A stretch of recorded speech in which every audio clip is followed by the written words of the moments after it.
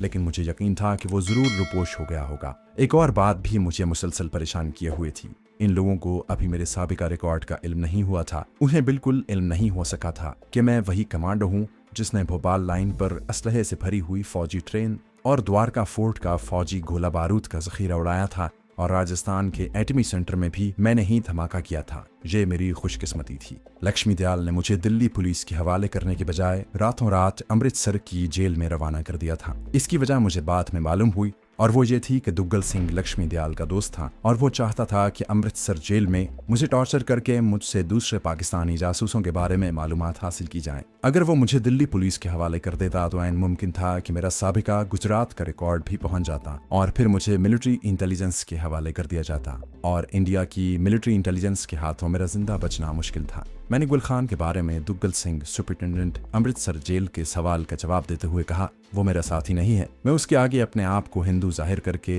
उसके यहाँ सिर्फ 2-4 दिन ठहरा हुआ था, क्योंकि मुझे मालूम था कि उसके राष्ट्रीय सेवक संघ के साथ ताल्लुकात हैं और उसकी सिफारिश से मैं उसमें भर्ती हो सकता हूँ। दुग्गल सिंह ने कहा, इस मामले की तफ्तीश बाद में होगी, पहले तुमने मुझे जो नाम बताया है उसकी तस्दीक हो जाए। याद रखो, अगर तुमने गलत नाम बताया है तो तुम्हें उस कोठरी में फांसी पर लटका दिया जाएगा। मैं सर झुकाकर खामोश हो गया। मुझे पहले वाली मेरी कोठरी में वापस डाल दिया गया। मैं कोठरी में कैद था। मुझे खाने के लिए रोटी दी गई जिसके ऊपर दाल का पोचा फेर दिया गया था। मेरे साथ पाकिस्तानी जासूस कैदियों वाला बदतरीन सलूक होता रहा। फर्क सिर्फ इतना पड़ा था कि मुझ पर तशद्दुद नहीं किया जाता था। नागपुर पुलिस को उन लोगों ने जरूर खबर कर दी होगी कि इस्लाम के फुला आदमी के महल्ले में जाकर पता किया जाए, और अगर वहां पर हो तो उसे फौरन गिरफ्तार करके अमृतसर जेल रवाना कर दिया जाए। ये भी हो सकता था कि अमृतसर पुलिस ने अपनी पुलिस पार्टी नागपुर रवाना कर दी हो। इस तरह मुझे कुछ दिन आराम के मिल गए। मैंने रात को कोठरी के फर्श पर पड़े वहां से फरार के बारे में सोचना शुरू कर दिया, क्योंकि मुझे इस जहन्नम से सिर्फ इसी सूरत में निजात मिल सकती थी कि मैं किसी तरीके से वहां से फरार हो जाऊं। अगर मैं किसी थाने के हवालात में होता तो वहां से फरार मेरे लिए आसान था, क्योंकि थाने में अमला ज्यादा नहीं होता और फिर वहां लोगों का आना जाना लगा रहता है और एक दलेर कमांडो को फरार का मौका मिल जाता है। लेकिन ये जेल थी, और बहुत बड़ी जेल थी, जिसमें अमले के अलावा मुसल्ला पुलिस की पूरी पलटन हर वक्त मौजूद रहती थी। दूसरा यह कि जेल की दीवार जिसमें जेल को घेर रखा था वो कम से कम इंसान से 4 गुना ऊंची थी। एक तो वो कोठरी थी जिसमें मुझे बंद किया हुआ था, उसका दरवाजा भी सलाखों वाला था। उसके आगे राहदारी थी, उसका दरवाजा भी सलाखों वाला था। इस तरह से मुझे पहले 2 सलाखों वाले दरवाजों में से गुजरना था, उसके बाद जेल की ऊंची दीवार पर चढ़ना था। जेल के चारों कोनों पर ऊंची मचाने बनी हुई थीं, जहां बंदूकें, राइफलें और हथियार लिए हिंदू सिख सिपाही दिन रात पहरे पर मौजूद रहते। रात के वक्त थोड़े थोड़े वक्फे के बाद सर्च लाइट की रोशनी दीवार के दोनों जानिब डाली जाती थी कि कहीं कोई कैदी भागने या नकब लगाने की कोशिश तो नहीं कर रहा। जेल की दीवार के साथ अंदर की तरफ रात को गश्ती पहरा भी होता था। अपने एक जाली जासूस का नाम और पता बता देने के बाद मेरे पाँव की बेड़ियां उतार दी गई थीं, और रात के 8:30 बजे एक राइफल बरदार सिपाही मुझे 3-4 मिनट के लिए टहलाई के लिए भी ले जाता था। मुझे बैरक के साथ ही टहलाया जाता। मैं जानता था कि ये रियायत चंद रोज के लिए है। जब उन्हें पता चला कि मैंने फर्जी आदमी का नाम बताया तो मुझ पर दोबारा तशद्दुद शुरू हो जाएगा और मुझे बेड़ियां दोबारा पहना दी जाएंगी। जेल सुपरिटेंडेंट दुग्गल सिंह ने यकीनन अमृतसर से पुलिस पार्टी को नागपुर रवाना किया था। शायद उसे नागपुर की पुलिस पर एतबार नहीं था। इसकी वजह यह थी कि इस बात को 3 दिन मजीद गुजर गए और मुझ पर किसी किस्म की कयामत न टूटी। इसी दौरान मैं फरार की स्कीमों पर गौर करता रहा। बज़ाहिर उस जेल खाने से मुझे फरार का कोई रास्ता दिखाई नहीं दे रहा था। अमृतसर की जेल में सिक्योरिटी का बड़ा सख्त इंतजाम था। कोई भी कैदी लोहे के जंगले वाले 3 दरवाजे तोड़कर बड़े गेट तक नहीं पहुंच सकता था। बड़े गेट के दरवाजे पर भी लोहे की मोटी मोटी सलाखें लगी थीं और वहां हर वक्त गार्ड मौजूद रहती थी। मैं यहाँ कोई स्कीम बनाकर ही फरार हो सकता था, और फरार की कोई स्कीम वहां मेरी समझ में नहीं आ रही थी। लेकिन कहते हैं कि जब खुदा मेहरबान हो तो गैब से आदमी की मदद का सामान मुहैया हो जाता है। एक रात क्या हुआ कि सिपाही मेरी टहलाई करवा रहा था कि एक ट्रक जेल के गेट से अंदर आया और सामने वाली जेल की बड़ी दीवार के साथ लगकर खड़ा हो गया। उसमें से ड्राइवर निकलकर जेल के उस तरफ चला गया जिधर जेल का तनूर वगैरह था। उस वक्त मैं कुछ फासले पर शुमाली बैरक के पीछे टहल रहा था और राइफल उठाए सिपाही मुझसे चंद कदम दूर बड़ा होशियार होकर खड़ा मेरी तरफ देख रहा था। ट्रक को मैंने बड़े गौर से देखा। ट्रक का पिछला हिस्सा जेल की दीवार के बिल्कुल साथ लगा हुआ था और उसके ऊपर दीवार सिर्फ चंद फुट ही ऊंची थी। जैसे बादलों में अचानक बिजली चमक जाती है, बिल्कुल इसी तरह एक ख्याल मेरे दिमाग में चमक उठा। मेरे दिल ने उसी वक्त मुझे कहा, निकल जाओ, उसके बाद तुम्हें ये मौका नहीं मिलेगा। इस ख्याल के साथ ही मेरे अंदर की सारी तवानाइयां बेदार हो गईं। मेरे बाजू के पट्टे तन गए। मैं अब जान पर खेल जाने वाला कमांडो था। ट्रक ड्राइवर जेल के किचन की तरफ गया था। वो किसी भी वक्त वापस आ सकता था। रात का वक्त था। जिस जगह ट्रक खड़ा था वहां तक दीवार के ऊपर जो बल्ब जल रहा था उसकी रोशनी बहुत कम आ रही थी। मैंने अपने पेट को दोनों हाथों से पकड़ा और हाय की आवाज निकालकर वहीं बैठ गया। मैं हाय हाय करने लगा। जी मैंने देख लिया था कि बैरक के आसपास कोई आदमी नहीं था। सिपाही ने आवाज देकर पूछा, ओ की गली ओए, उठ। मैं वहीं लोटपोट होने लगा। सिपाही जल्दी से मेरे पास आकर झुका। बस मेरे लिए इतना ही काफी था। दूसरे लम्हे उसकी गर्दन मेरे बाजू के आहनी शिकंजे में थी। एक झटके की बात थी और सिपाही की गर्दन लटक गई। मैं जेल की दीवार की तरफ दौड़ पड़ा और उस जगह आकर बैठ गया जहां अंधेरा था। इतने में मचान पर लगी हुई सर्च लाइट की रोशनी का गोला एक तरफ से होता हुआ आया और मेरे ऊपर से होकर गुजर गया। रोशनी के इस दायरे को अभी दोबारा 1-2 मिनट के बाद वहां आना था। मैं उठकर ट्रक की तरफ दौड़ गया और पीछे से उसके ऊपर चढ़ गया। ट्रक की छत नहीं थी, लेकिन उसकी एक तरफ की साइड की लकड़ी की दीवार जेल की दीवार से 1 फुट के फासले पर थी। मैं ट्रक की दीवार पर चढ़ गया। जेल की दीवार की मुंडेर मुझे साफ नजर आ रही थी। मैंने उछलकर मुंडेर को दोनों हाथों से पकड़ा और एक टांग को दीवार के ऊपर करके दूसरी टांग भी ऊपर कर ली। मुंडेर के ऊपर लेटे लेटे मैंने दूसरी तरफ देखा। नीचे अंधेरे में मुझे झाड़ियां सी नजर आईं। मेरे पास सोचने का वक्त नहीं था। किसी भी लम्हे कुछ भी हो सकता था। मैंने अल्लाह का नाम लिया और अपने आप को नीचे गिरा दिया। मैं झाड़ियों में गिरा और मेरे जिस्म को कांटे से चुभे। मैं जल्दी से उठा और दीवार से हटकर जेल के दरवाजे की मुख्तलिफ समत को दौड़ा। मैं अमृतसर शहर के गली कूचों और बाजारों से बचपन से ही वाकिफ था, मगर जिस तरफ अमृतसर जेल थी इस तरफ मैं कभी नहीं आया था। हमारा गांव मुजेठा था जो अमृतसर के करीब ही वाक़ है, और मैं बचपन में अपने बाप के साथ और फिर अपने गांव के स्कूल के लड़कों के साथ अक्सर अमृतसर आया करता था। मैं अभी बहुत छोटा था कि पाकिस्तान बन गया और हम मुजेठा से हिजरत करके पाकिस्तान आ गए। मुजेठा और अमृतसर स्टेशन के दरमियान खेतों में हम पर सिखों के जत्थे ने हमला कर दिया और मेरी बहन शहीद हो गई। शहर के बाजारों से मैं वाकिफ था, लेकिन कंपनी बाग से आगे मैं कभी नहीं गया था। और अमृतसर जेल खाना कंपनी बाग के शुमाल में जहां बिजली घर था उसके आगे जाकर आता था। ये सब कुछ इतनी जल्दी और आनन फानन हो गया था कि मुझे अभी तक यकीन नहीं आ रहा था कि मैं जेल के दोज़ख से फरार होने में कामयाब हो गया हूँ। ऐसे लग रहा था जैसे कुदरत ने सारा इंतजाम पहले ही से कर रखा था। मैं सड़क पर आ गया। अब मैं दौड़ नहीं रहा था, लेकिन कुदरती तौर पर मेरे कदम तेज तेज उठ रहे थे। रात का अंधेरा चारों तरफ था। कहीं कहीं सड़क पर बिजली के खंभे पर रोशनी नजर आ रही थी। मैं सड़क से हटकर खेतों के साथ साथ चल रहा था। मेरा रुख कंपनी बाग के दोराहे की तरफ था। मेरे हिसाब से कम आध घंटे तक मेरे फरार की कोई खबर नहीं हो सकती थी, क्योंकि सिपाही ने मुझे 5 मिनट टहलाने के बाद वापस कोठरी में बंद कर देना था। उसके बाद कोई आधे घंटे के बाद जमादार ने आकर तैदियों में दाल रोटी तकसीम करनी थी।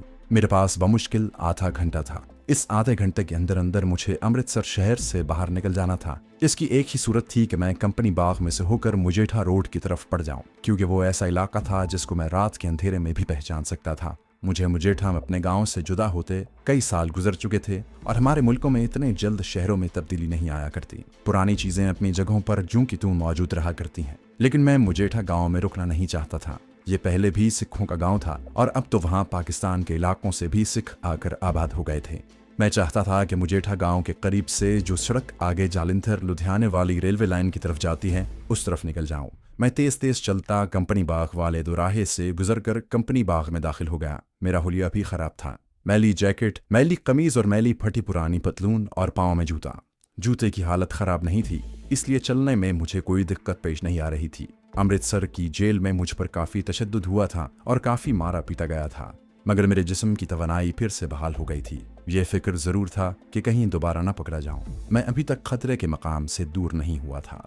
आधे घंटे बाद जेल में अलार्म उठेगा और पुलिस को इत्तला कर दी जाएगी। इन जेल वालों ने फौरन मेरा फोटो भी उतरवा कर रख लिया था। पुलिस को मेरा फोटो दिखाकर मेरे पीछे लगा दिया जाएगा। हर थाने में फोन पर मेरे फरार की खबर कर दी जाएगी और पुलिस की पार्टियां मुख्तलिफ समत से निकलकर मुझे शहर के अंदर ही घेरे में लेने की कोशिश करेंगी। जेल या दुश्मन के कैदी कैंप से फरार होना मुश्किल नहीं होता। आदमी के अंदर दलेरी और हिम्मत हो तो फरार का कोई ना कोई सबब बन जाता है। आदमी फरार हो जाता है, लेकिन असल काम फरार के बाद अपने आप को उस वक्त तक पुलिस की चुंगल से बचाना होता है जब तक कि आदमी खतरे की सरहद से बाहर नहीं निकल जाता। फरार सभी हो जाते हैं, मगर अपनी मंजिल तक फरार के बाद कोई कोई ही पहुंचता है। मेरा भी यही हाल था। किस्मत ने यावरी की थी और कुदरत ने मेरे फरार का अज खुद सामान मुहैया किया था और मैंने जुर्रत से काम लेकर अपने आप को जेल की चारदीवारी से बाहर फेंक दिया था। मगर असल काम जो फरार से भी ज्यादा मुश्किल और नाजुक था अब शुरू हो रहा था, जब मुझे उस इलाके से निकलकर दिल्ली पहुंचना था। मैं दिल्ली पहुंचकर अपने मास्टर स्पाई गुल खान और प्रोफेसर जमशेद के बारे में मालूम करना चाहता था कि उन पर मेरी गिरफ्तारी के बाद क्या गुजरी और क्या वो दिल्ली में ही थे या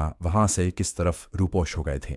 ये मालूम करना मेरा अखलाकी फर्ज था। बहुत मुमकिन था कि वो किसी अजियतनाक मुश्किल में हो और मैं उनकी मदद कर सकूं, लेकिन उस वक्त सबसे अहम मसला खुद मेरी अपनी मदद करने का था। अपनी मदद आपसे मुराद ये है कि मुझे खुद किसी तरीके से अपने आप को अमृतसर से निकाल कर दिल्ली या किसी दूसरी शहर की तरफ जाना था। मुझे अमृतसर की इस हिंदू तवाइफ का भी ख्याल आया जिसके घर में घुसकर मैं छुप गया था, मगर मैं उस तरफ यानी अमृतसर के तवाइफों वाले बाजार रामबाग की तरफ जाने का खतरा मोल नहीं ले सकता था। वहां हर वक्त पुलिस फिरती रहती है और मैं जाते ही पकड़ा जा सकता था। मुजेठा भी कंपनी बाग से काफी दूर था, अलबत्ता मुजेठा रोड करीब थी। रात के 9 पौने 9 बजे का वक्त होगा। सर्दियों का मौसम खत्म हो चुका था और मार्च का महीना शुरू हो गया था। रात बड़ी खुशगवार थी और कंपनी बाग की फजा रात के अंधेरे में तरह तरह के फूलों की खुशबुओं से बसी हुई थी, मगर उस वक्त मेरा ध्यान फूलों की तरफ बिल्कुल नहीं जा रहा था। मैं नहर क्रॉस कर गया, आगे बाएं जाने हो गया। जहां काफी लोग आ जा रहे थे। चौक में पान की दुकान थी जहां फिल्मी गाने बज रहे थे। मैं आराम आराम से चलने लगा था। मैं वहीं से एक खाली सड़क पर हो गया। इस सड़क के दोनों जानिब जामन के घने दरख्त हुआ करते थे। मैंने दरख्तों को गौर से देखा। अंधेरे में मुझे ये जामन के दरख्त ही लगे। इसका मतलब था कि मैं ठीक रास्ते पर जा रहा हूँ। ये सड़क आगे जाकर एक मैदान में निकलती थी। इस मैदान को पार करके मैं हिंदुओं के एक मरघट के करीब से गुजर गया। इस मरघट को भी मैं पहचानता था। जहाँ बचपन में हिंदू किसी मुर्दे को जलाने के लिए लाते थे तो हम एक तरफ खड़े होकर मुर्दे को जलता देखा करते थे। आगे सिखोवाल का छोटा सा गाँव आता था। मुझे दूर से गाँव की 2-3 बत्तियां जलती नजर आईं। इस गांव की दूसरी तरफ से जालंधर जाने वाली रेलवे लाइन थी। मुझे वहां जाना था। मैं रुके बगैर चलता गया। जिस तरफ से मैं गांव में दाखिल हुआ वो गांव का अकबी हिस्सा था जहां एक छप्पड़ यानी जौहड़ होता था। ये जौहड़ आज भी मुझे अंधेरे में नजर आ गया। मैं गांव की तंगो तारीक गलियों में दाखिल होने की बजाय गांव के बाहर से होकर आगे की तरफ चलने लगा। एक तरफ कोई बागीचा था जहां कुछ लोग बैठे बातें कर रहे थे। फिर एक आदमी पूरन भगत की दास्तान सुनाने लगा। मैं गांव के गंदे नाले की तरफ हो गया। इतने में अचानक पीछे मुझे मोटर गाड़ी की आवाज सुनाई दी। मैंने पलट कर देखा। बागीचे के बाहर खंबे पर बिजली का बल्ब रोशन था। मैंने उसकी रोशनी में एक ट्रक को रुकते देखा।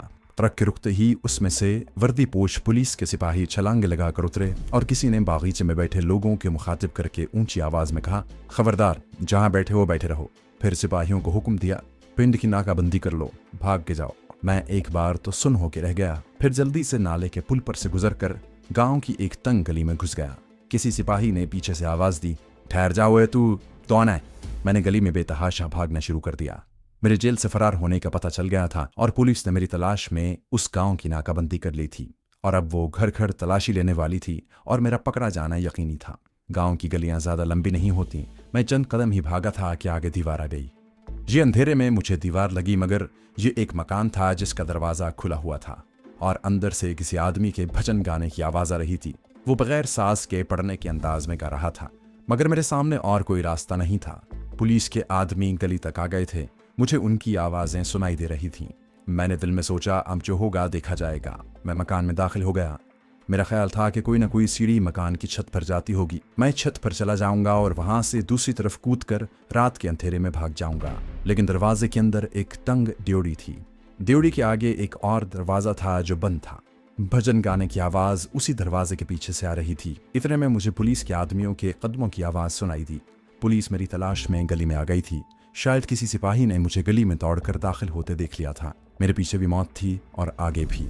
आगे जो मौत थी उसमें बचने की थोड़ी सी उम्मीद थी। मैंने दरवाजे को धकेला, वो खुल गया। अंदर एक आदमी लालटेन के पास छोटी सी किताब लेकर बैठा भजन गा रहा था। उसने चौंक कर मेरी तरफ देखा। मैंने जल्दी से दरवाजा बंद करके कहा, मैं बेगुनाह हूँ, मैं हिंदू हूँ, पुलिस मेरे पीछे लगी है, भगवान के लिए मुझे बचा लें। उस आदमी ने एक लम्हे के लिए मेरी तरफ देखा, फिर उठा, किताब बंद करके चारपाई पर रखी और सबसे पहले दरवाजे को कुंडी लगाई। मुझे चारपाई के नीचे इशारा करके कहा, इसके नीचे छुप जाओ। मैं चारपाई के नीचे घुस गया। उस शख्स ने चारपाई पर पड़ी हुई चादर खींचकर इस तरह नीचे कर दी कि बाहर से कोई शख्स चारपाई के नीचे नहीं देख सकता था। वो दोबारा चौकी पर लालटेन के आगे बैठकर भजन गाने लगा। इतने में दरवाजा जोर से खटखटाया गया। उस शख्स ने पूछा, कौन हो भाई? पुलिस है, बाहर आओ। वो आदमी जो यकीनन हिंदू था, क्योंकि एक तो वो भजन गा रहा था, दूसरे उसके माथे पर तिलक लगा था, तीसरे इस गांव में तकसीम के बाद किसी मुसलमान की मौजूदगी का सवाल ही पैदा नहीं होता था। वो उठा। मुझे दरवाजे की कुंडी खोलने की आवाज आई। मैंने सांस रोक लिया। सिपाही ने कहा, यहाँ कोई आदमी तो नहीं आया, एक पाकिस्तानी मुसलमान जासूस जेल से फरार हो गया है।